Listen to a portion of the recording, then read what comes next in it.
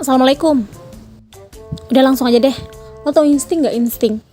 Nah, insting itu pola perilaku atau tanggapan terhadap rangsangan tertentu yang udah ada sih sejak kita lahir, bahkan udah diturunkan secara genetik gitu. Nah, mungkin kalau kita pikirkan manusia kayak kita ini udah diciptakan sempurna oleh Tuhan. Dari segi akal, pikiran, kita tuh sempurna banget. Siapa nih di antara lo nih selalu bilang, gue gak sempurna. Udah, sempurna, semuanya sempurna, udah diciptakan sama Tuhan tuh sempurna. Nah, kalau kita bandingkan nih sama binatang, nah binatang itu menakjubkan banget gitu guys. Dia itu menunjukkan insting yang mereka punya. Kalau kita pikirkan, kenapa ya binatang itu bisa melindungi diri dia dari predator? Kemudian dia bisa menyayangi anak-anak mereka gitu. Secara banyak orang bilang kalau binatang itu emang gak ada akalnya. Nah, gimana itu sama manusia tuh yang selalu buang-buang anak bayi di sungai di mana segala macam, kalau kita lihat berita. Kayaknya tuh lebih rendah daripada binatang. Binatang aja mereka punya sifat menyayangi, sifat melindungi anak-anak mereka. Nah, itulah yang namanya insting pada binatang. Jadi binatang itu punya yang namanya insting. Mereka memanfaatkan insting itu dengan sebaik mungkin. Beda sama manusia yang udah ada akal pikiran tapi malah nggak tau lah mau ngomong apa. Karena bukan itu pembahasan kita, Wak. Nah, sekarang lo tau nggak salmon, ikan salmon itu? Nah, salmon itu salah satu hewan yang luar biasa banget dia menggunakan insting. Seperti yang udah kita ketahui bahwa salmon itu adalah salah satu hewan yang penuh banget perjuangan dalam hidup mereka. Nah, dari mereka hidup, menetas dari telur sampai mereka mati, itu penuh banget perjuangan dari salmon. Nah, selain itu, salmon ini menarik banget di alam. Jadi dia punya kisah tersendiri dan cara hidup tersendiri gitu.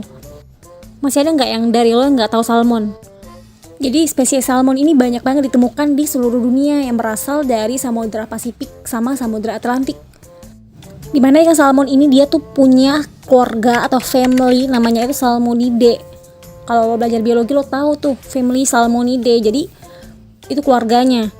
Dimana ada ikan lain yang satu family sama salmon, itu namanya ikan trout. Lo tau nggak ikan trout?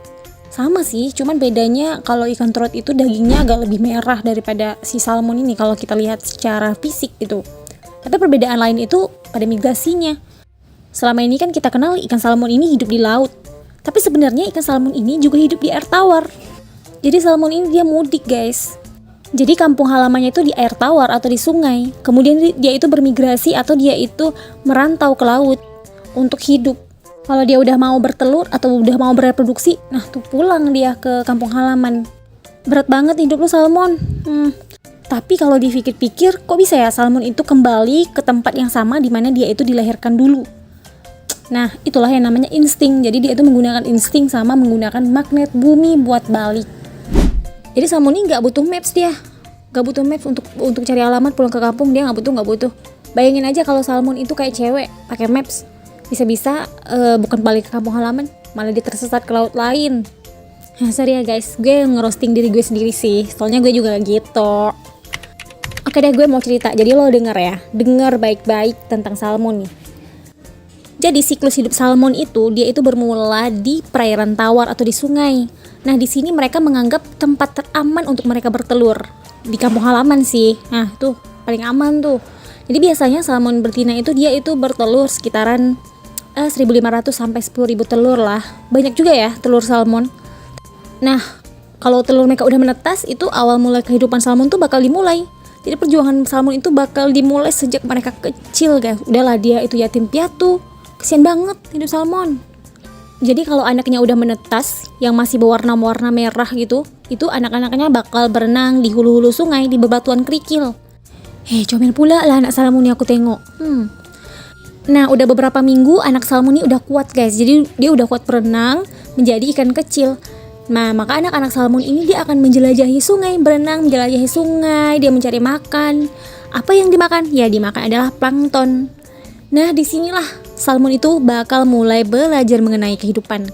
Jadi mereka akan mengerti predator yang berbahaya, mereka akan mengerti arus-arus sungai. Mereka di sini mereka tuh udah mengenal itu semua dan mengenal ancaman-ancaman lain yang membahayakan mereka. Jadi mereka tuh belajar tanpa pengawasan orang tua. Jadi belajar sendirilah, pokoknya salmon mandiri dia. Tapi nggak sedikit sih dari mereka mati di sini. Dia terbawa arus, kemudian dimakan-makan sama ikan besar yang predator itu. Kasian banget sih lu salmon. Tapi gak sedikit juga sih dari mereka bisa mencapai umur 1 tahun. Nah, setelah mereka ulang tahun nih, yang 1 tahun, jadi mereka tuh akan membuat kelompok. Kelompok untuk apa? Ya kelompok untuk memulai perjalanan mereka. Mereka bakalan merantau ke lautan. Jadi mereka akan migrasi menuju lautan. Asal lo tahu ya, jarak dari sungai ke Salmon bertelur itu jauh banget. Jadi mereka tuh harus menempuh perjalanan ribuan kilometer. Nah, ada juga salmon yang menempuh perjalanan 2.500 kilometer dari tempat mereka dilahirkan. Bahkan ada juga yang lebih gitu. Kuat banget sih salmon ini. Tapi kalau dia ke laut itu nggak terlalu susah sih, karena mereka mengikuti aliran sungai gitu. Tapi walaupun cuma ngikutin aliran sungai, itu perjalanannya panjang dan salmon itu banyak rintangan juga. Dimana kalau mereka perjalanan itu predator itu udah pada nunggu guys. Salah satunya tuh bangau. Kenapa lo makan salmon? Jadi bangau tuh udah nunggu. Itu salah satu rintangan. Tapi bagi salmon yang udah sampai di laut, selamat deh. Nah, salmon ini di laut, nih gue ajarin nih lo biologi. Salmon itu di laut, dia akan mengalami proses yang namanya osmoregulasi. Osmoregulasi itu apa? Jadi air laut, salmon itu akan meminum banyak air laut. Jadi salmon ini pas sampai di laut, dia itu dalam keadaan dehidrasi guys. Jadi dia tuh harus banyak minum. Nah, jadi di laut itu dia banyak minum, kemudian dia membuang garam lewat insang dan urinnya. Jadi dia meminum air laut, kemudian garamnya itu dibuang lewat insang sama urinnya. Udah gitu deh.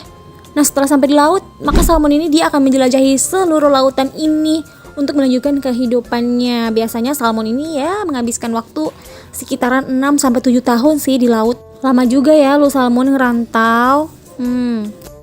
Oke, setelah waktunya tiba nih, nah mereka bakal bereproduksi atau bertelur. Jadi mereka akan menggunakan instingnya untuk migrasi yang kedua kalinya. Jadi dia tuh bakal mudik pulang kampung mereka, yaitu di sungai atau air tawar, dimana tempat mereka dilahirkan dulu.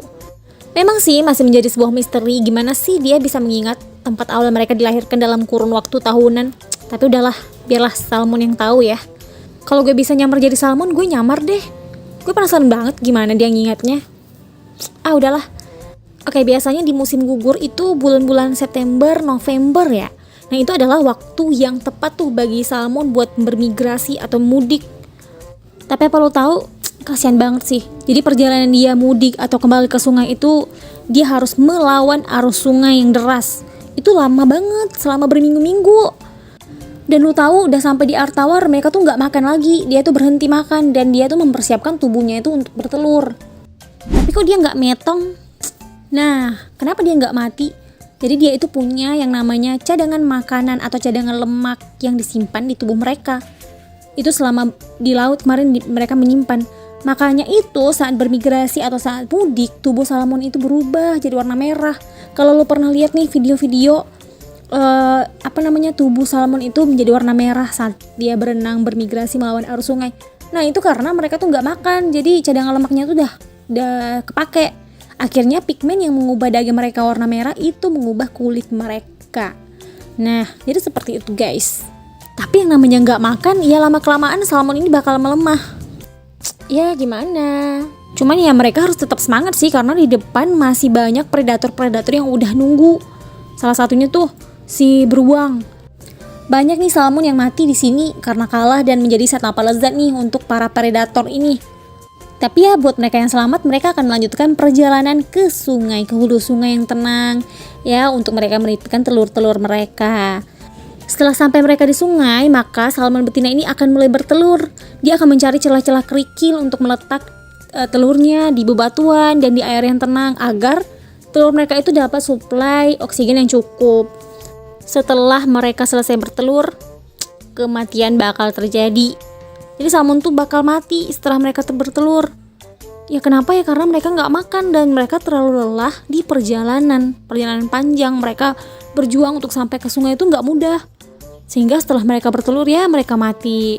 Kasian banget sih anak-anak mereka harus menetas tanpa orang tua. Buat ikan salmon yang udah mati, mereka akan menjadi makanan untuk plankton dan makanan untuk predator-predator.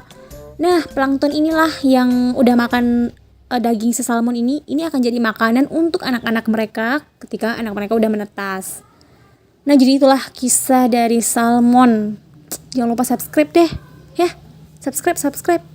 Like, komen. Jadi inilah video gue. Jadi kalau buat lo yang nggak ngerti ya udah nggak apa-apa. Buat lo ngerti ya, makasih ya udah ngerti penjelasan gue ini. Kalau lo nggak ngerti, atau yang nggak ada yang nggak suka, ya udahlah skip aja dah, nggak apa-apa. Udah, makasih ya. Assalamualaikum.